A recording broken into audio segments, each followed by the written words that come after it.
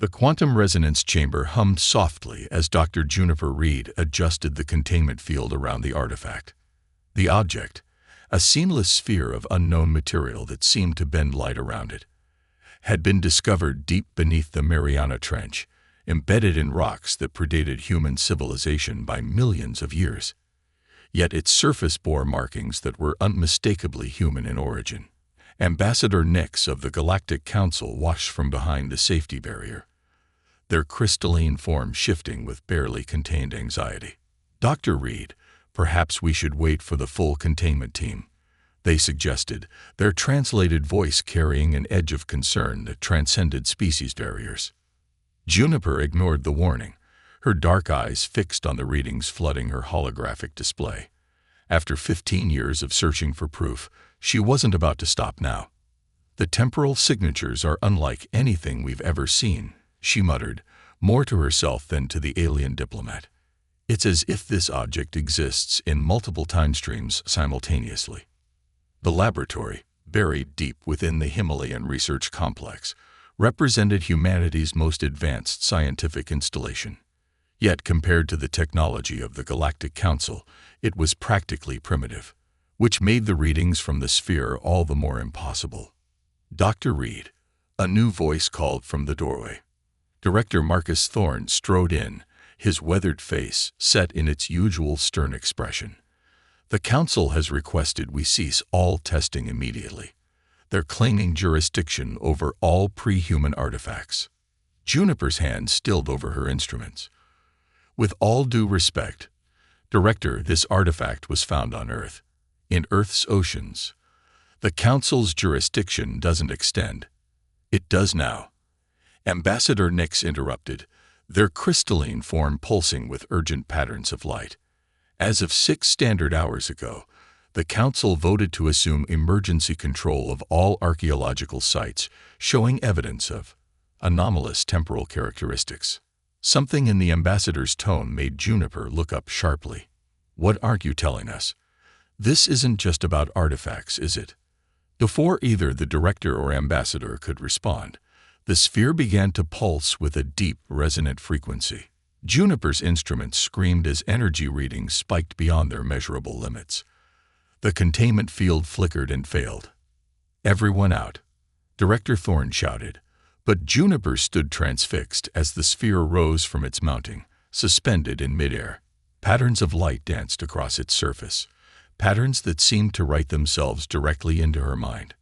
Ambassador Nix moved with shocking speed, their crystalline form flowing between Juniper and the sphere.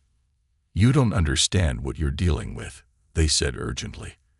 "There's a reason the Council has restricted human development. Your species, you're not ready for the truth." "The truth about what?" Juniper demanded, even as security alarms began blaring throughout the complex. The sphere's pulsing had synchronized with her heartbeat, and she could feel something awakening in her mind. "About what you really are," Nix said softly. "About what humanity used to be, before we made you forget." The sphere exploded in a flash of impossible light, but instead of shrapnel, it released waves of pure information, knowledge that had been locked away for millennia. As Juniper's consciousness expanded to receive it, she understood why the Council had been so afraid. Humanity had never been just another evolved species. They were something far more dangerous and far more powerful. And now, with a threat approaching that could destroy the galaxy itself, that forgotten power was beginning to wake up. The last thing Juniper saw before the knowledge overwhelmed her was Ambassador Nix transmitting an urgent message. "The barriers are failing. They're remembering. May the first ones forgive us. Humanity is awakening." The dreams came first. Across the globe, humans reported the same visions. Cities that touched the stars, technologies that defied physics, and powers that rewrote reality itself. Within days of the sphere's activation, the collective unconscious of humanity began to stir. Commander Raj Patel stood on the bridge of the EDS Intrepid, Earth's most advanced starship, watching the strange readings from the outer solar system. "Report," he ordered, his voice steady despite the uncertainty churning in his gut. Lieutenant Hannah Zhao manipulated the holographic display with practiced ease. The anomaly continues to grow, sir. It's like space itself is being consumed. The council vessels are falling back to the inner system. Raj noticed her hands trembling slightly. You've been having the dreams too, haven't you? Hannah's eyes met his, and for a moment he saw something ancient and powerful flickering behind them. They're not just dreams anymore, Commander. Watch. She held out her hand, and reality rippled. A miniature galaxy formed above her palm, stars wheeling in perfect precision. Raj felt no surprise, only a deep recognition. He'd done similar things in his own dreams. The council lied to us, a new voice said. Dr. Reed had been cleared from medical observation just hours ago, the knowledge from the sphere now integrated into her consciousness. She walked onto the bridge, and the air seemed to bend around her.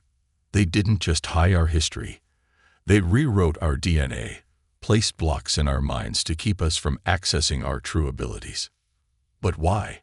Raj asked, though part of him already knew the answer. Because we were too powerful, Juniper said simply. Humanity didn't evolve naturally.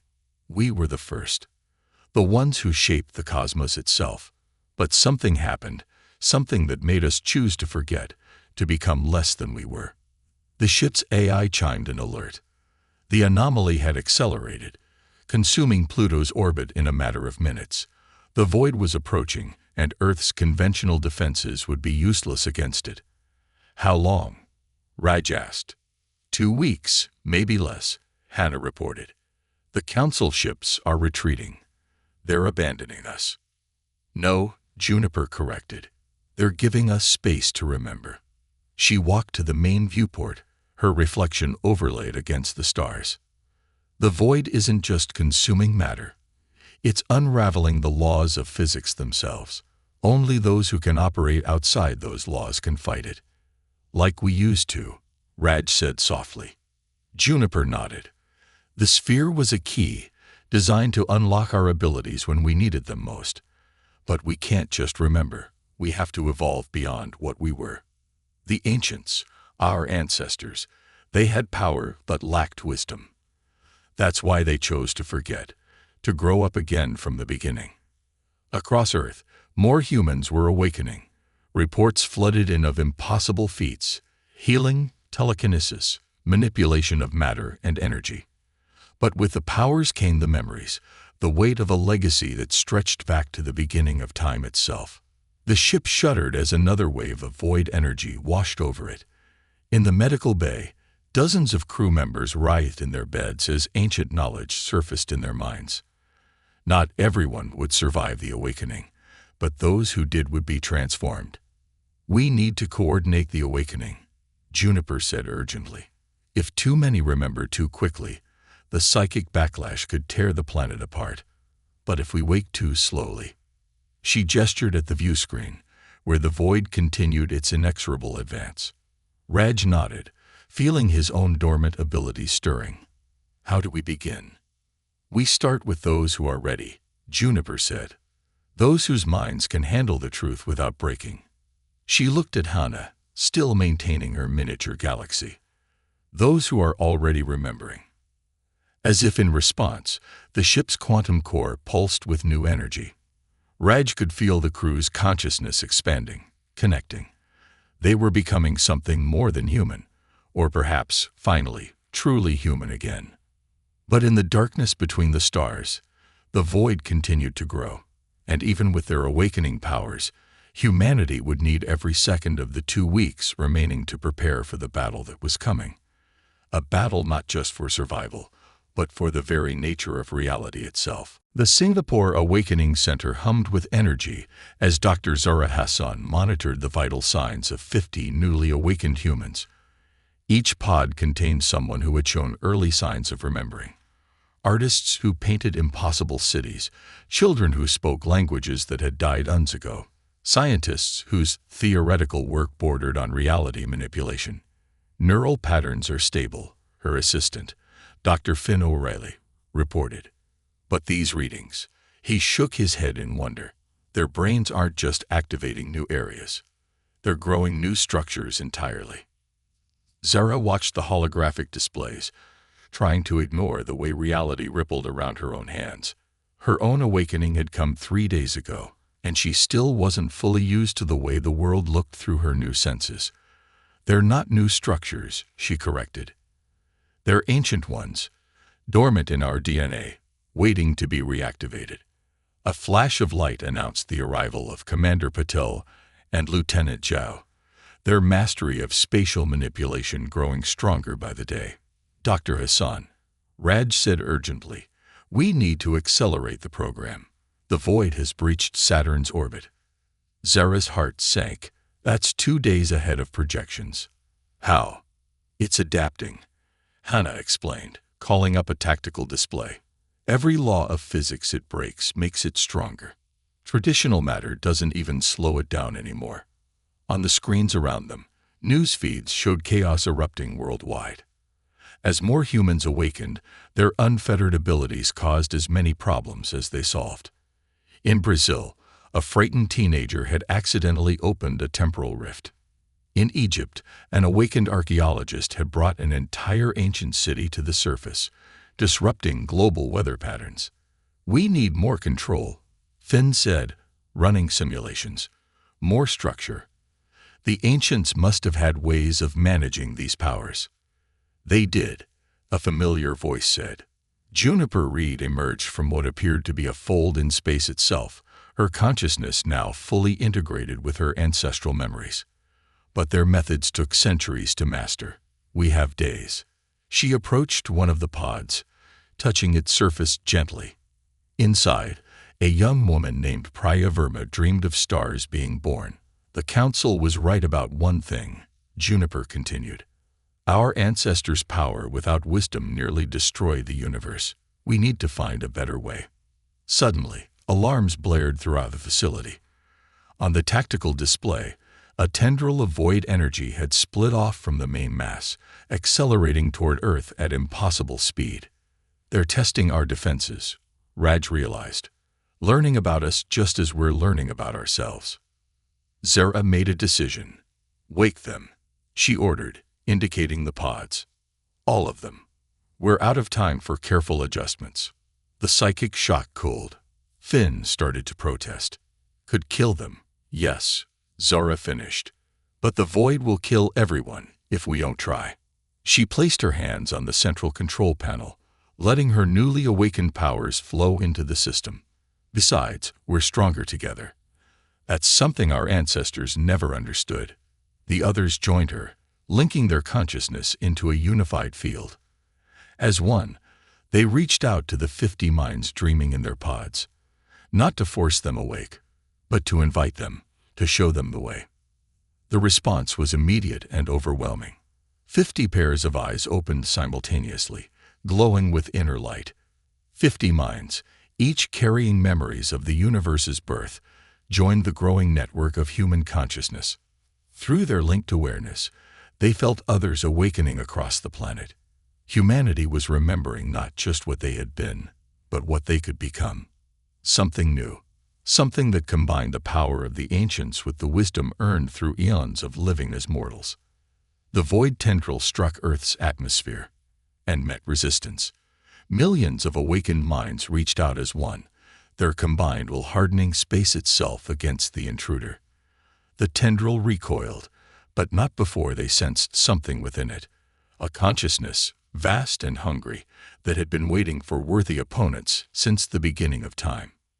Now we know what our ancestors were running from, Juniper whispered, why they chose to forget their power and hide among the stars. But humanity wasn't hiding anymore. As the void tendril retreated to rejoin the main mass, Earth's defenders felt something they hadn't expected, anticipation. The final battle was coming, but this time, humanity would face it together. The void filled half the sky, its darkness deeper than space itself. In the 5 days since humanity's mass awakening, Earth had become unrecognizable. Cities floated on fields of pure thought. Ancient technologies merged with modern innovations, and the collective consciousness of billions hummed like a cosmic heartbeat. From the transformed bridge of the Intrepid, now a living extension of its crew's will, Raj watched the final preparations. "All awakened humans are linked to the network," he reported, his voice carrying through both air and mind. "Even the council ships that stayed behind are ready to support us." Beside him, Hannah's form shifted between physical and energy as she coordinated the global defense grid. "The void entity is responding to our presence. It's changing shape." Through their shared consciousness, they all saw it. The darkness was coalescing, forming something that defied description, a being that existed in dimensions beyond normal spacetime. Within its unfathomable mass, they sensed echoes of consumed civilizations, countless species that had risen and fallen since the beginning of existence. "It's a cosmic filter," Dr. Hassan's voice came through the network as she worked with her team in Singapore. "A consciousness that tests rising civilizations. Those who can't transcend their physical limitations are consumed, becoming part of its endless hunger." In orbit, Ambassador Nex's crystalline form resonated with the human network. "Now you understand why we feared your awakening. The void was drawn to your potential. If you failed to transcend properly, your power would have made it unstoppable." The entity struck without warning. Reality buckled as laws of physics shattered like glass. Temporal waves caused seconds to stretch into years, then collapse into microseconds. Gravity reversed, twisted, ceased to exist entirely. But humanity was ready. Juniper, her consciousness expanded through the network, guided their collective response. Billions of minds moved as one, not fighting the chaos but flowing with it, redirecting it, transforming it. Where the void broke physics, they rewrote them. Where it consumed space-time, they created new dimensions to replace it. "We're not just remembering what we were," Juniper broadcast through the network. "We're becoming something new, something better." The void entity recoiled, then attacked again, this time targeting the human consciousness directly. It showed them visions of power without limit, of reality bending to individual whims, of the chaos that had led their ancestors to choose forgetting over destruction. But this time was different. "Our strength isn't in our power," Zara realized, her thoughts echoing through the network. "It's in our choice to use it together." Across Earth, awakened humans joined their consciousness into something greater than the sum of its parts. Artists shaped reality with the precision of scientists. Engineers wove physical laws with the creativity of poets. The boundaries between disciplines, between individuals, between past and future, blurred and reformed into something new. The void entity's attack faltered as it encountered something it had never seen in all its eons of testing rising civilizations, a species that had forgotten its power, grown beyond its original nature, and chosen to awaken not as conquerors, but as creators. Through their unified consciousness, humanity reached out not to destroy the void, but to understand it. They sought its purpose, its role in the cosmic cycle of testing and transformation, and they offered it something new, not submission, not destruction, but evolution. The entity's form shifted, its darkness taking on new properties as it responded to their offer. For the first time in its existence, it encountered a force that could match its power to unmake reality with the power to remake it anew. In that moment of connection, both humanity and the void began to change. The darkness that had consumed countless civilizations began to pulse with inner light. The human network, spanning Earth and reaching toward the stars, resonated with new understanding. They had passed the test, but more than that, they had transformed it. As the void's darkness receded from the solar system, now shot through with threads of luminescence, Ambassador Nex approached Juniper on the Intrepid's bridge. "What happens now?" they asked. "What will humanity become?" Juniper smiled, her form shifting between physical and energy, as she watched the transformed void entity retreat into deep space. "Something our ancestors never imagined," she said.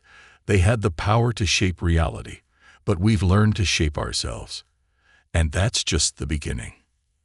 Across Earth, humans were already exploring their new potential, not as individuals wielding cosmic power, but as part of something greater. They had remembered their past, but more importantly, they had chosen their future.